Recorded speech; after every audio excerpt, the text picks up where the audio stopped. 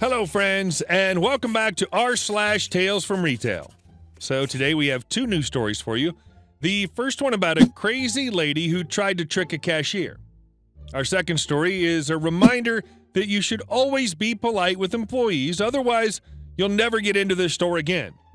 But before we begin, thank you so much to everyone who's subscribed to the channel and put in a notation so you don't miss new videos every single day. Let's move on to story number one.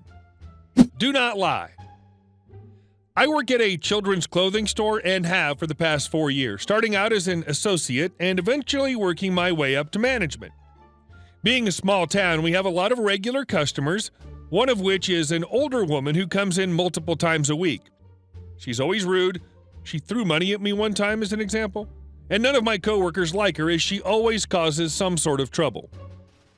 My last encounter with her, she told me that she was going back to visit her home country and would stay there for a couple of months. I was glad I wouldn't have to deal with her for a while. Unfortunately, it wasn't a long visit because last week she was back. She came into the store while I was working with two other girls. I was ringing up another customer and heard her making a fuss about the price of a hat to my coworker. I always give my associates some time to handle things on their own and only step in when there's a problem, so I just watched the situation and let her handle it. Then the woman came up to the checkout. I was still with the same customer, so I called my coworker up to ring out her purchase. I finished up with my customer's transaction and turned to the counter to do some markdowns and made sure to listen to their interaction. She always causes some sort of trouble, so I was keeping my eye on her. The lady's total came to $28 and some change. She paid cash. I heard the register shut. This is where the trouble begins. C is coworker, CL is crazy lady. C, your change is $3, thank you. CL, no, I gave you two $20 notes. You gave me the wrong change. Are you sure? I think it was a 20 and a 10, but let me call my manager. I gave you two $20 notes, don't lie. At this point, C turns to me with an expression that I could just tell she needed to take a breather. So I walked to the register. Sorry about that, ma'am. I just have to count the register to verify we gave you the wrong amount.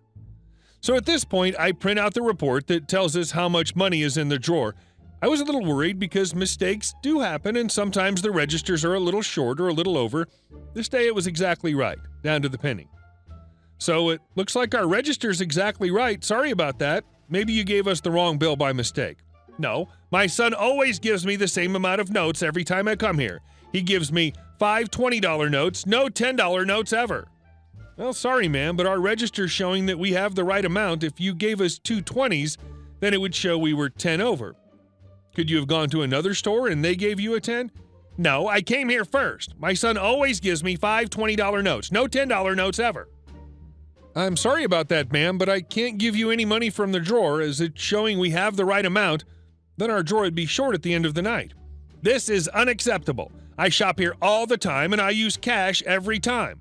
My son always gives me 5 $20 notes, no $10 notes ever. At this point, I was getting annoyed and was tired of hearing about how much money her son gives her. I'd heard that story far too many times by this point, so I took the calculator and the slip of paper that shows the amount of money we should have and put them in front of her. So this slip of paper shows how much money should be in the register. It's the same number that we have in, see? If you gave us two 20s, then this number, pointing to the calculator, would be $10 more than it actually is. This is disappointing. I shop here all the time. My son always gives me 5. Ma'am, I'm really sorry about that, but my register's correct. So the only other thing I can do is wait until the store manager gets in and have her look at the cameras. Oh no, don't do that. It's fine. Must have just been a mistake. At this point, she took her items and left. I needed a smoke break after that. You know, it's often amazing how a little reminder of cameras can change a person's tune. And our second story. Some people really don't like change. Well, it's been a while since I last posted, but this is a story that was just too good to not tell, in my opinion. So I've been working at this hardware store in the paint department for about a year. The whole store is currently undergoing a pretty major rejuvenation project, including new desks for several departments, including mine. Our new desk was installed overnight Tuesday into Wednesday so as to not interrupt the shopping experience for our customers. The front of our new desk faces the color wall so we can help customers with color options easier, as well as to keep our line out of the main store aisle when we get busy. We also now have a dedicated pickup area for customers to come and grab their paints when we're finished to save room at our new front area. So, getting on to the story. I closed Wednesday night, and I had to work most of the night solo. It wasn't too busy, so I was able to chat with our customers about the products and projects and generalities of life. About halfway through my shift, I noticed customers coming up to the pickup window and trying to place their orders with me. I would just motion them over to the new front and work through it with them. And most people really appreciated the new desk. After the fourth or fifth customer, I decided to put up a temporary sign letting people know about the pickup area. Quick run to get printer paper, few strokes of a large Sharpie later, sign was born. I hung it up and continued about my night. Enter a very irritable contractor.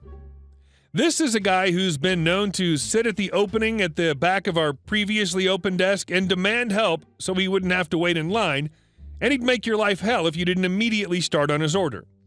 I could see him coming as soon as he walked in the door. He began his march over to the paint desk. I was down an aisle grabbing something while keeping an eye on him from my periphery. The look on his face as he tried to register what had happened to the desk was mildly amusing, but he didn't ask any questions as he looked at the pickup area. I assumed he was looking at some of the new signage and pre-mixed stains in that area, so I left him to his own devices. I continued cleaning for a few minutes before he started clearing his throat to get my attention. I see he's still at the pickup window, but maybe he has a question, so I engage him. "Hello, sir. Do you need any help with anything? Any questions?" "I've been standing here for 5 minutes, and you've been sitting there twiddling your thumbs. You need to help people." "Okay. I need 30 gallons of stain in 4 different colors." "All right. Well, this is the pickup window, so if you don't mind, let's go over to the front of the desk where I can ask you some—" "Why should I?"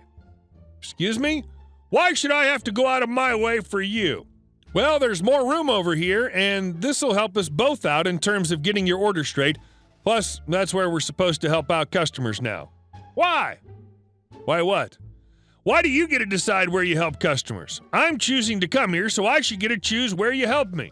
You get a new setup and feel like you're better than us? Well, you aren't, and your old desk was better for helping people like me." Now, make my stain in color 1, color 2, color 3, and color 4, and do it right." He walks away at this point, and I'm flabbergasted. I start typing in his order and think that maybe I should call the night manager on duty to let them know that this guy's walking around, probably belittling other people.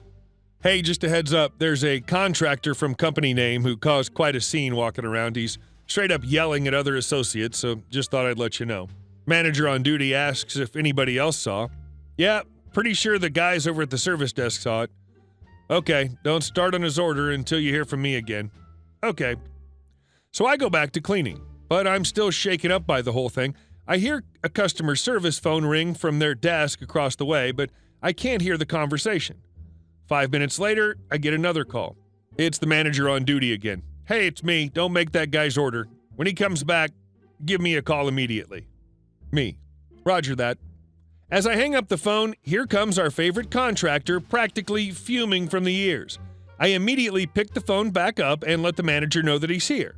As I set it down, he jumps down my throat. "I don't see my stain. I better not have to wait for your incompetent butt."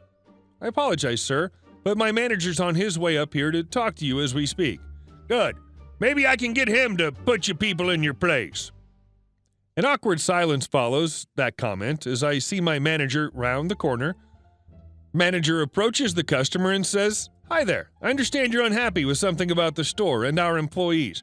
"You bet your butt I do. Where do they get off telling a customer like me how and where they'll help me? This new stuff your store's putting up is terrible and confusing, and your employees seem to think they're better than me with all that fancy new stuff you're giving them. I want you to make an example of this one here who can't even make paint right as a show of good faith for keeping me as a customer." I can see the manager's face start to twitch in anger at this dude's statement. "Please, follow me, sir." I see him start to follow the manager over toward the customer service desk as well as the exit. All's quiet for a moment, and then, "What do you mean I can't come back? I have a right to spend money where I want. I'll talk to my lawyer. I'm going to call corporate and every one of you will be out of a job. I swear to Christ. So our AP guy comes up from the back office, and then I don't hear anything else. As I'm clocking out for the day, my manager comes up and tells me that this contractor is not allowed in the store again and that no one should have to put up with people like him. Haven't heard anything else about this, but it was nice to see a manager take care of a problem like this. I want to canonize that manager. Where do these wonderful creatures come from? And where can I find one? Hey guys, thanks so much for watching the video to the end, and I'll see you in the next one.